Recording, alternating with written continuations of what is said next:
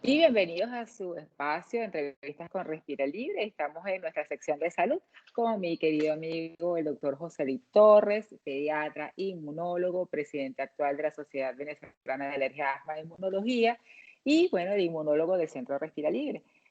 Encantada, José Luis, como siempre, de primero de trabajar juntos, es un honor, y luego de que podamos hacer este tipo de entrevistas para seguir apoyando un poco lo que es la parte de educación en cuanto a la materia de salud. Sí, Isa, muchísimas gracias de verdad por la invitación. Como siempre, un enorme placer estar contigo en tus entrevistas y en tu programa. Y por supuesto, fundamental en este momento que la gente esté bien informada. Hay muchísimas informaciones que salen, videos, audios, y realmente la mayoría no son muy catedráticos que se diga, no están muy apegados a la realidad. Entonces, es importante que la gente tenga una opinión que sea un poquito, no es que nosotros tengamos la verdad absoluta, pero por lo menos tratamos de ser lo más objetivos posible y no estamos apegados a lo que dice la academia, a lo que dicen las cosas como en las publicaciones científicas. Definitivamente es así. Y entrando un poco en materia, bueno, la población tan alta que tiene rinitis alérgica y que con la situación actual de tener que usar mascarilla, pues bueno, se empeora un poco lo que es la clínica de la rinitis alérgica y pasa a ser un problema porque en los recintos, cuando las personas se encuentran no tan con tanto distanciamiento social o cuando tienen que pasar un largo periodo de tiempo, por ejemplo, en viajes, que tienen que estar usando la máscara, no la toleran y hemos tenido pacientes que nos han consultado al centro Respira Libre, donde definitivamente no son capaces de tomar un vuelo para regresar a sus países o no son capaces de hacer un trayecto largo porque no toleran la mascarilla. ¿Qué hacemos con este tipo de pacientes? Bueno, lo primero que tenemos que hacer es saber que la mascarilla hay que utilizarla, ¿ok? Independientemente de nuestra condición, de lo que tengamos, la mascarilla hay que utilizarla. Lo dijimos, de hecho, en estos días, en otra de las actividades que tuvimos a través del live, que por cierto los invito a que estén pendientes de los lives de Instagram, que de verdad son súper interesantes porque ahí se puede hacer una interacción, la gente puede preguntar. Entonces, nosotros estuvimos hablando de eso y lo que dijimos fue que básicamente hay que utilizarla, lo primero. ¿Okay? Ahora, ¿qué pasa con esos pacientes? Que una de las cosas que se puede hacer es buscar el tipo de mascarilla que sea más apropiada. Una es las mascarillas estas que son como abombaditas, ¿okay? Que tienen una forma ya hecha, de forma tal que no moleste la nariz, porque las que van sobre la boca, sobre la nariz, pues tienden a molestar un poco más, sobre todo si el paciente tiene dolor o tiene mucha molestia. Eso es una cosa. La otra cosa es utilizar máscaras, por supuesto, el menor tiempo posible. A ver, corrijo. La persona tiene que utilizar la máscara, pero que se la cambie, el recambio debe ser lo más rápido posible. Es decir, la máscara se puede utilizar un máximo de 4 a 6 horas, sobre todo si el paciente está estornudando constantemente o tiene mucha secreción, esa máscara se humedece y se daña, entonces hay que cambiarla. Si es de tela, que no son las más recomendables, pero a veces es la que tenemos, pues hay que lavarlo. Eso es como una ropa interior a lo que uno se la quita inmediatamente a lavarla, porque si no, se puede contaminar y bueno, lamentablemente ahí vamos a hacer peor el remedio que la enfermedad. Entonces, pero si usted tiene que utilizarla y tiene rinitis, yo le sugiero, y sobre todo si es una cosa que tiene que utilizarla por mucho tiempo, hay que utilizarla doble, o sea, por debajo la mascarilla normal quirúrgica y por encima puede ser la de tela, ¿ok? Eso es una posible estrategia, pero utilizarla. La otra estrategia pudiera ser utilizar antialérgicos antes de utilizar. O sea, cuando yo sé que voy a usar la mascarilla y la voy a usar por un tiempo más o menos prolongado, tomarme un antialérgico por lo menos una media hora antes para poder, digamos que mejorar la sintomatología. Y los lavados nasales, que siempre decimos, tienen que ser con las condiciones que Sajitza siempre nos habla y nos dice que tienen que ser con la solución isotónica, etcétera, de lavado en spray, que entre por la nariz, salgan por la boca, ya sabemos cómo es. Ahorita Sajitza nos lo vuelve a explicar, porque eso nos va a ayudar a mantener un poquito la higiene, evitar que esa mascarilla se dañe y adicionalmente, pues molesta un poco menos los síntomas. Sí, definitivamente el lavado es fundamental. Son soluciones isotónicas las ideales con válvula en spray, porque las soluciones hipertónicas pues van a resecar más y pueden lesionar la mucosa. Y Exactamente. estas soluciones se colocan con la cabeza hacia atrás, la válvula, 4 o 5 chorros o aplicaciones en cada fosa nasal y que salga por la boca el líquido. Eso es lo ideal. Exacto.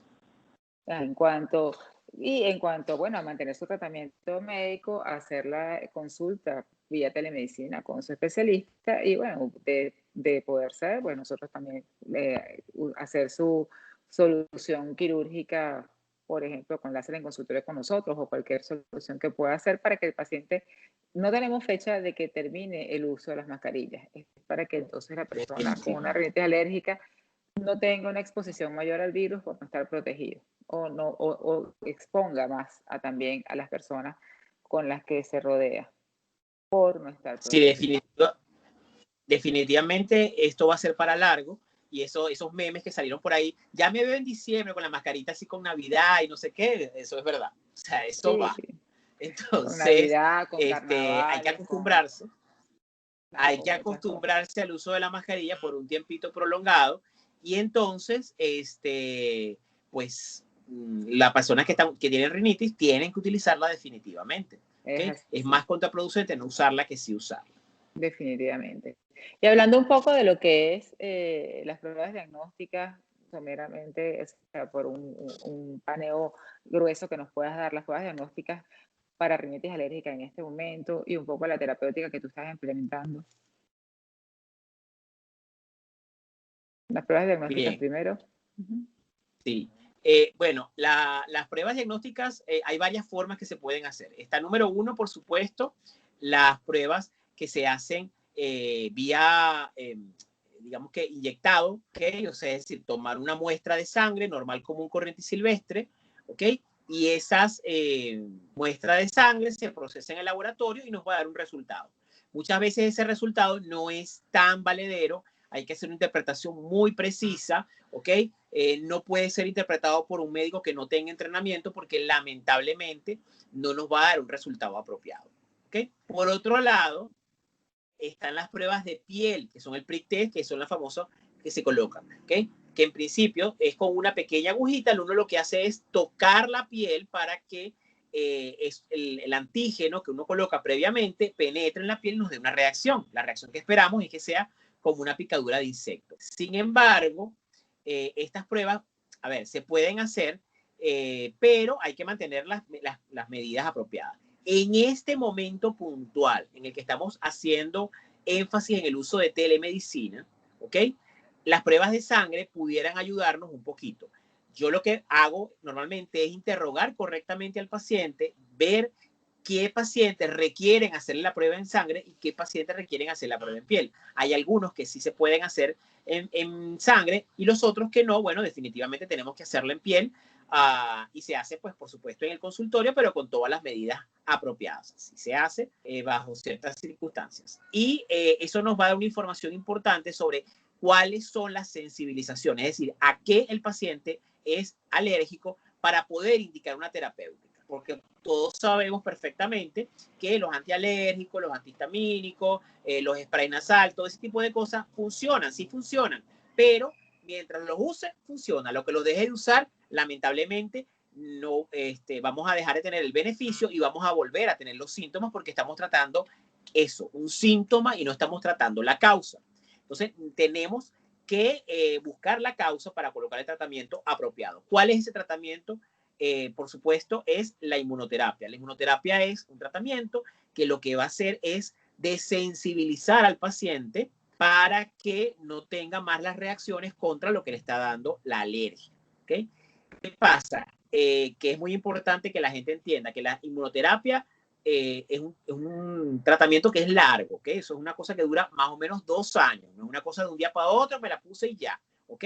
Esto se tarda un poquito de tiempo, entonces es fundamental que la gente entienda eso y que es una secuencia. O sea, yo no puedo que, voy a ponerme ahorita una y cuando me acuerde me pongo la otra. No, en lo que tú empieces tienes que terminarla porque si no, lamentablemente no te va a funcionar. También hay otra cosa, es que cuando el paciente tiene demasiados síntomas, los síntomas son muy importantes, ¿ok? Ahí definitivamente y mandatorio es el tema quirúrgico, porque si tú tienes demasiados síntomas, por mucho tratamiento que yo te coloque, vas a seguir con los síntomas. Hay un momento en que eso no va a regresar, ese tejido que está ahí, lamentablemente no va se va a desinflamar un poco, pero no va a mejorar del todo. Entonces ahí es donde entran nuestros amigos cirujanos, otorrinos, para ayudarnos entonces en esa parte y mejorar las condiciones de la vía aérea del paciente para que el paciente pueda respirar bien y tener, por supuesto, mejor calidad de vida. Exactamente. Y ahí es donde, bueno, trabajamos nosotros en conjunto y hemos tenido excelentes resultados porque, bueno, por lo menos nosotros hacemos la reducción del tejido con láser en consultorio y el paciente inmediatamente, el mismo día incluso, pasa a tu consultorio y hacen la prueba diagnóstica y continúa con quimioterapia. O el que no les da resultado, pues bueno, me lo manda y luego continúan contigo. Esa yo creo que es la dupla realmente perfecta para atacar lo que es la inflamación, que es la base de la rinitis alérgica como tal. Sí, definitivamente el trabajo en equipo hace la diferencia y los pacientes nos los dicen y se sienten agradecidos porque vamos en conjunto, entonces vamos de la mano. Y si yo tengo una duda, ¿será que le hicieron, no le hicieron? Llamo. Y si se tiene una duda, ¿será que le pusieron? Me llama y ahí estamos consultando justamente porque, bueno, cada quien en su área y nos consultamos los casos, que es lo importante de esto y que trabajemos en conjunto porque el paciente no está solo, sino que estamos trabajando todos para poder darle ese estilo, esa calidad de vida que el paciente requiere. Una cosa importante, Sahitza, que me gustaría decir es con el tema del COVID-19, que estamos ahorita todos en pleno de esta pandemia, etcétera, etcétera. Y la pregunta que siempre surge es, yo tengo más riesgo porque tengo rinitis, y realmente no, ¿ok? Si está demostradísimo, los estudios lo han dicho, que un paciente que tenga rinitis o que tenga una condición alérgica no tiene más riesgo que un paciente que no la tenga. Entonces, todos tenemos el mismo riesgo de enfermar o de contagiarnos que el paciente tanto alérgico como no alérgico. Ahora, que sí es muy, muy importante que el paciente no suspenda su medicación. El que ya está medicado, el que está recibiendo incluso inmunoterapia, no la puede suspender, porque al suspenderla, tú vas a volver al proceso inflamatorio, entonces ahí tienes mayor oportunidad de que el virus pueda entrar porque estás en una mucosa que está inflamada, que está dañada. Sí, definitivamente. O si tiene contacto con el virus, de presentar una forma que no sea leve, sino una forma moderada o Una severa, forma mucho más grave. por la parte, exactamente, por la parte inflamatoria que tiene ya de base. Recordemos que pues, el trabajo o cómo funciona el virus es desencadenando pues, todos estos mediadores de la inflamación y si ya estamos sobre algo inflamado, pues es un poco más severa su reacción.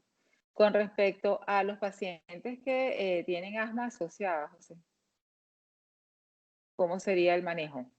Bien, hay que entender también, los pacientes con asma son un caso y muchos de los pacientes que tienen rinitis también tienen asma, ¿ok? Y esto tiene que tratarse en conjunto. Entonces, el paciente asmático tampoco tiene más riesgo de enfermar que el paciente que no tenga asma. ¿Okay? Exactamente. Es el mismo riesgo. Pero un paciente que no esté controlado, si tiene un riesgo de si se enferma, enfermar más gravemente. Por lo tanto, el control es fundamental. No se puede dejar el tratamiento que está indicado por su médico tratante. Y eso incluye los esteroides. Mucha gente no, porque los esteroides producen inmunosupresión. No, los esteroides no producen ninguna inmunosupresión. Los esteroides a las dosis habituales que se utilizan en asma, lo que hacen es tocar uno o dos de los elementos que tienen la inmunidad y que los medio bajan. Pero son uno o dos elementos, no todo. La inmunidad tiene demasiadas aristas como para decir que con una dosis de esteroide le vas a bajar la inmunidad al paciente. Entonces, eso es muy importante que lo entendamos, que el paciente tiene que tomar su tratamiento y no lo puede dejar por nada del mundo. Si lo deja, ahí sí tiene mayor riesgo de enfermar y de enfermar gravemente. Entonces, el tratamiento, pues hay que tomarlo, los inhalados, ¿ok? Los tratamientos tomados si los requiere y el tratamiento de la alergia, incluyendo inmunoterapia, si lo necesita o si lo está recibiendo, lo tiene indicado el paciente. Definitivamente, el tener la conciencia de no dejar tratamiento y de mantenerse en comunicación con su médico especialista es lo básico en estos momentos. Lo más importante, la comunicación con su médico, y en estos momentos, insisto, que lo hemos dicho, de telemedicina, ahorita no hay excusa. O sea, usted llama a su médico, le pasa un mensaje, cuadras con él por videollamada, porque tenemos ahorita Skype, tenemos WhatsApp, tenemos las videollamadas hasta de Facebook, de Instagram. O sea, tenemos una infinidad de formas en las que nos podemos comunicar para poder mantener ese control con el médico que nos está llevando nuestra enfermedad y que nos puede ayudar y nos puede orientar, y así evitamos salir de casa sin necesidad, exponernos innecesariamente, pero podemos llevar un control muy apropiado. Ajá, exactamente. Y ahora con respecto a los pacientes que ya de por sí tienen una enfermedad autoinmune, una enfermedad realmente inmunológica, que sí toman inmunosupresores y que, pues bueno, están en este momento expuestos igual a una exposición al COVID, pues. Sí. Ahí, y que tú eres, como inmunólogo, el médico que les lleva el seguimiento. Con respecto a estos pacientes que ya no es una rinitis alérgica normal, que ya no es una asma asociada a rinitis alérgica, que tienen de verdad, pues, el lupus, cualquier enfermedad de estas autoinmunes que ameritan de tratamiento con inmunosupresores, ¿qué hacemos con estos pacientes? Bien, en general, la recomendación es similar, es decir, no suspender el tratamiento. Recordemos que las personas que tienen enfermedades autoinmunes, su sistema inmunológico, lo que está es exacerbado, no está disminuido. Entonces el paciente, Exacto, su sistema exacto. inmunológico está funcionando más bien, de hecho está funcionando tan bien que funciona contra el mismo paciente. Entonces esos pacientes no tienen mayor riesgo. Ahora, el control es fundamental, ¿ok? Porque sobre todo los pacientes que tienen lupus, artritis, no pueden dejar su tratamiento, porque si se empeoran, van a tener que acudir al médico, van a tener que acudir a un centro de salud, y se pueden, pues por supuesto, contagiar, y obviamente es riesgoso para ellos que tienen una condición de base. Pero en general no hay un riesgo, por lo menos hablando estadísticamente, mayor en los pacientes que no tienen esas condiciones autoinmunes. Sí es importante el control. Ahora, hay ciertos medicamentos que debería considerarse el cambiarlos, no suspenderlos, sino cambiarlos por otros. Por ejemplo, la zatioprina es un medicamento que se considera pudiera ser un poquito contraproducente, entonces es preferible cambiarlo por otra de las alternativas que existen. También Ajá. el tacrolimus, también es otro medicamento que debería cambiarse. El mofetilmicofenolato con menor probabilidad de producir daño, pero el mofetilmicofenolato también es otro que, si no hay más opciones, o si hay opciones. Y la ciclofosfamida, definitivamente, ese sí es un medicamento que hay que quitarlo en los que lo están recibiendo y cambiarlo por otra de las alternativas. Metrotexate, muy seguro. Hidroxicloroquina sigue siendo seguro. La sulfasalacina también es segura. Los esteroides son seguros. Entonces, son alternativas que el paciente tiene. Los biológicos, los pacientes que utilizan biológicos, tampoco deben suspenderlo, tienen que seguirlo colocando, no tienen mayor riesgo. Solamente los que utilizan el rituximab, ese sí de repente es uno que pudiera cambiarse por otro tipo de biológico, porque tiene un poquitito más de riesgo, pero afortunadamente no son tantos los pacientes que utilizan esta medicación.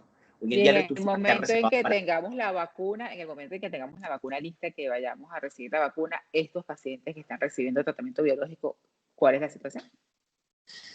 Los que reciben rituximab sí deben suspenderlo, ¿ok? Solo ellos. Los demás no tienen ningún inconveniente. Los demás de verdad no tienen ningún inconveniente. Porque no hay mayor interacción en cuanto a las vacunas. De hecho, se recomienda, una de las recomendaciones cuando uno empieza a utilizar biológicos es que el paciente se vacune antes de utilizar el biológico para evitar que tenga infecciones, ¿ok? Exacto. Pero no hay ninguna interacción conocida ni nada que ver. Con esta vacuna que va a venir, que es una vacuna un poquito diferente, todavía no tenemos toda la información completa porque no sabemos bien cuál es la vacuna que se va a probar o cuál es la que vamos a tener disponible, pero obviamente la población que tiene enfermedades autoinmunes realmente no tiene un riesgo mayor que los demás a enfermar o a tener complicaciones por la vacuna. Solamente los que utilizan rituximab. Perfecto. Bueno, nos queda un minutico. A ver, ¿qué última recomendación para este momento particular de nuestra situación de vida en pandemia? Bueno, yo creo que lo primero es mantener la calma, ¿ok? Yo entiendo que ahorita todos estamos muy nerviosos, estamos muy estresados, porque, bueno, los casos están aumentando de manera exponencial, ok, eso es cierto, eso sabíamos que iba a venir, o sea, esto no es una situación, ay, esto es desconocido, o sea, no, eso sabíamos que iba a venir, un aumento exponencial, como ha pasado en absolutamente todos los países, ok, que nosotros se nos retrasó un poquito, ese es otro tema, pero esto iba a pasar. Ahora, la recomendación es no caer en pánico, mantener la calma y no hacerse presa de estos videos, audios, no sé qué, o sea, si la gente habla muchas cosas, yo creo que es importantísimo que la gente entienda que todo debe ser con medida. Si usted tiene dudas, pregúntele a su médico, ¿ok? Que son los autorizados. Si usted está escuchando algo, pregunte o vaya y verifique en las fuentes más apropiadas, ¿ok? Ahorita todas las sociedades científicas, la Academia de Medicina, las redes sociales científicas, todos tienen páginas web, todos tienen Instagram, Facebook, etcétera, que puedes por allí interactuar y preguntar, mira, yo conseguí esta información, ¿será que eso es cierto? Y probablemente todo el mundo le va a contestar y le va a decir lo que considera. O simplemente preguntárselo a su médico. No hay que hacerse presa del pánico, eso es lo más importante, pero hay que mantener las medidas. El uso de la mascarilla, el distanciamiento social, el lavado de manos, son las 3M, manos, mantenga distancia social, y el uso de la mascarilla son las que nos van a ayudar a sobrellevar la cosa y que no nos caigamos en este contagio, no caigamos en el número de contagiados. Sí. Definitivamente, excelentes recomendaciones. Muchísimas gracias, José Luis. Como Gracias. siempre, un placer y un honor contar contigo entre el equipo de trabajo y estamos completamente a la orden. ¿Tus redes sociales? Doctor abreviado Dr. Joselic Torres, tanto en Instagram, Facebook y Twitter.